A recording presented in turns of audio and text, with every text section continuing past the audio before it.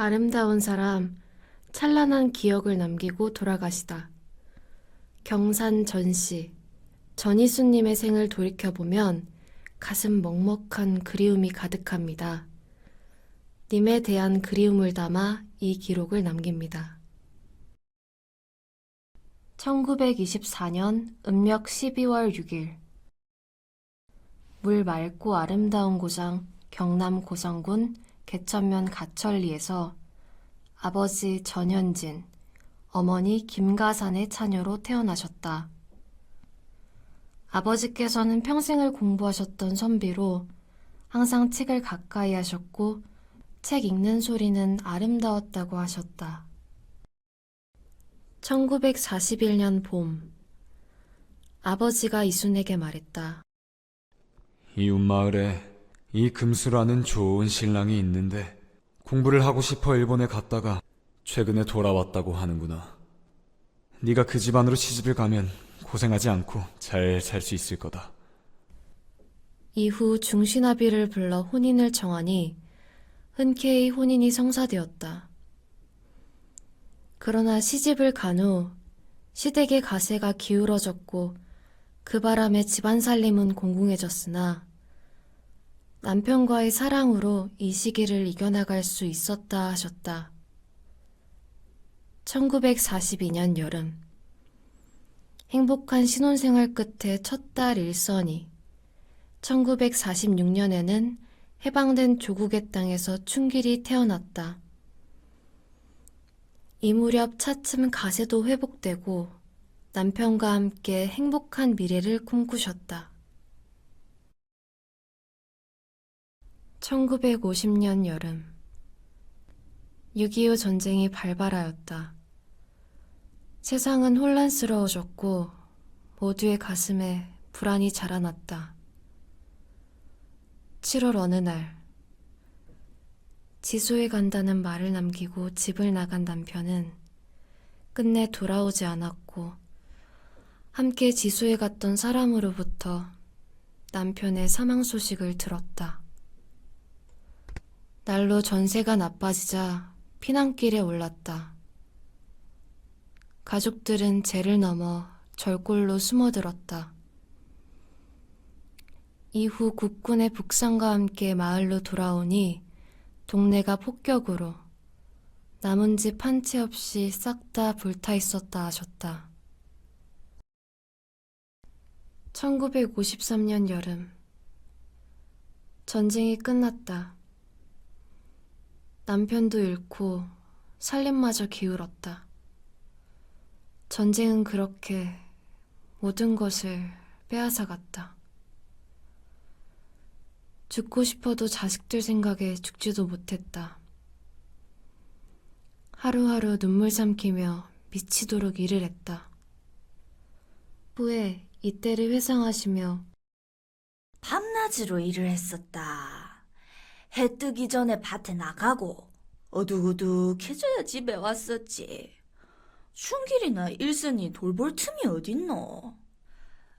그래도 매상 내고 남은 밭 한마지기, 논 반마지기 고거 사는 보람에 힘든 줄도 몰랐다. 학교에 가겠다는 자식들을 모진 말로 상처 주었다. 이때 자식들 공부를 시키지 못한 것이 평생의 한으로 남으셨다고 한다. 1960년 장녀 일선을 진전면에 사는 박주신에게 시집 보냈다. 1966년 아들 춘길도 군북면에 사는 김갑순에게 장가 보냈다. 1981년 가을, 춘길이 속마음을 털어놓았다. 이대로 농사만 짓다가는 자식들 공부도 제대로 시킬 수 없을 것 같습니다. 제가 도시로 나가서 다른 방도를 한번 찾아보겠습니다. 미래에 대한 걱정이 있었지만 손주들 공부를 시킬 수 있다는 말에 허락해 주었다. 춘길이 그렇게 대구로 떠났고 고생 끝에 직장을 구하게 되었다. 춘길이 자리를 잡자 고향 진주를 떠나 가족 모두 대구로 이사하게 되었다. 이후 노점상을 마다하지 않고 돈을 벌기 위해 밤낮으로 일을 하셨다. 그 돈으로 아들 며느리 몰래 손주들에게 용돈을 주시며 내 너그 아버지 공부 못 시킨 게 평생의 하이다. 그러니까 너거는 돈 걱정하지 말고 공부해라. 할매가 뒷바라지 해줬구만. 손주들이 대학을 합격하고 큰 손주가 사법시험을 합격하던 날 춤을 추며 기뻐하셨다. 그렇게 치열하고 찬란하게 사셨다. 2023년 여름, 노년에는 기력이 다하시고 치매로 고생을 하셨다. 그러나 모든 걸 잊어가던 시간에도 남편에 대한 기억은 놓지 않으셨다. 너 할배는 글 읽는 소리가 참 좋았대. 얼굴도 환했다. 그렇게 기억을 붙잡고 살아가시다 2023년 7월 11일 길었던 생을 마감하셨다. 자식, 손주, 증손주, 고손주의 배움과 함께 찬란하고 치열했던 100년의 삶을 마감하시고 경상남도 진주시 이반성면 길성리 선영에 남편과 함께 잠들게 되셨다. 남편과 사별한 지 73년 만의 상봉이었다. 그날 며칠을 내리던 비가 그치고 하늘은 거짓말처럼 맑았다. 연세가 참 많으셨는데도 긴 머리를 늘 빗고 계셨어요. 그리고는 비녀로 잘 고정해서 단장하고 계셨던 모습이 기억이 납니다. 따뜻하신 분이었어요. 되게 다정다감하신 분이셨던 것 같아요. 되게 다정하고 따뜻했던 분인 것 같아요. 저를 많이 아껴주셨고요. 명절 때 찾아뵈면은 안방에 누워 계시다가도 늘 일어나서 반갑게 맞아주셨던 분이었어요. 크게 생각나는 건 없지만 초등학교 무렵이었나? 외숙모 할머니 모시고 지리산에 여행 간 적이 있는데 그때 제가 다리를 다쳐가지고 외숙모 할머니께서 빨리 나으라고 토닥여 준 것이 기억이 납니다. 부모님 말씀으로는 제가 왜 할아버지 댁만 가면 울었다고 하네요. 그래서 할아버지가 많이 혼났다는데 그때마다 외중자님께서 저를 많이 안아주셨다고 들었어요. 할머니 댁 갈 때마다 매번 우리 강아지 이런 식으로 불러주셨던 게 기억이 나요. 명절 때 내려가면 공부 열심히 하라고 용돈을 쥐어주셨던 게 생각이 나요. 저는 할머니 방에 있는 사탕을 먹는 걸 좋아했는데 사랑방 선물이라는 껍데기를 열면 늘 다른 게 들어있어서 아주 실망했던 기억이 납니다. 제가 어렸을 때 부모님이 좀 많이 바쁘셨는데 그때 저를 많이 봐주셨던 기억이 납니다.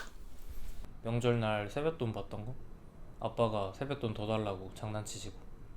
계속 치매를 앓으셔가지고 저를 잘 못 알아보시긴 했었는데 그래도 늘 좀 마주쳐 주시면서 기억하려고.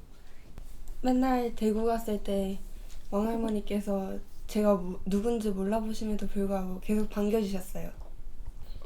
왕할머니께서 치매를 앓으셔가지고 저를 계속 못 알아보시고 누구냐고 물어보셨어요.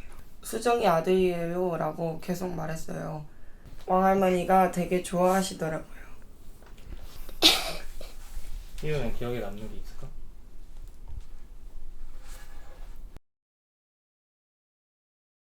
이번엔 선산에 할머니를 모시면서 아버지 고향에 방문했었는데 그때 고모가 우리 집안 역사랑 어떤 일이 있었는지를 말씀해 주셨어요. 네, 그때 비로소 알게 된 것 같습니다.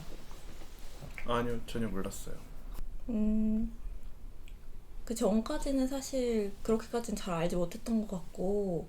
할머니 생애 같은 건 전혀 모르고 살았죠. 아니요, 할머니가 젊으셨을 때 이야기는 거의 처음 듣는 것 같아요. 아마 이런 프로젝트를 안 했으면 영영 몰랐을 것 같아요. 영영 몰랐을 것 같아요. 이번 기회를 통해서 더 잘 알게 된 것 같습니다.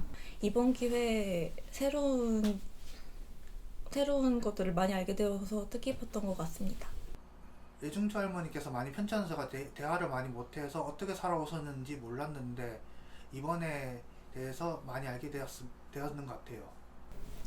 처음에 이 프로젝트를 시작할 때는 우리가 여기에 대해서 할 말이 많을까 좀 걱정을 했었는데 그래도 많이 알게 된 것 같아서 의미 있던 프로젝트가 아니었나 생각합니다. 할머니와 우리 집안의 역사와 생애에 대해서 돌아볼 수 있어서 너무 좋았던 것 같고 오래 기억할 수 있을 것 같습니다. 이번 기회에 알게 되어서 참 뜻깊었다고 생각을 합니다. 할머니에 대해서 더 알아볼 수 있었던 의미 있는 프로젝트였던 것 같아요. 굉장히 의미 있던 시간이 된 것 같아요. 왕할머니를 다시 기억해볼 수 있어서 좋았던 것 같습니다. 네, 생각나면 한 번씩 영상 찾아볼 것 같아요. 왕할머니를 계속 기억하겠습니다. 할머니 사랑해요. 할머니 사랑합니다. 할머니 사랑합니다. 할머니 사랑해요. 할머니 사랑해요.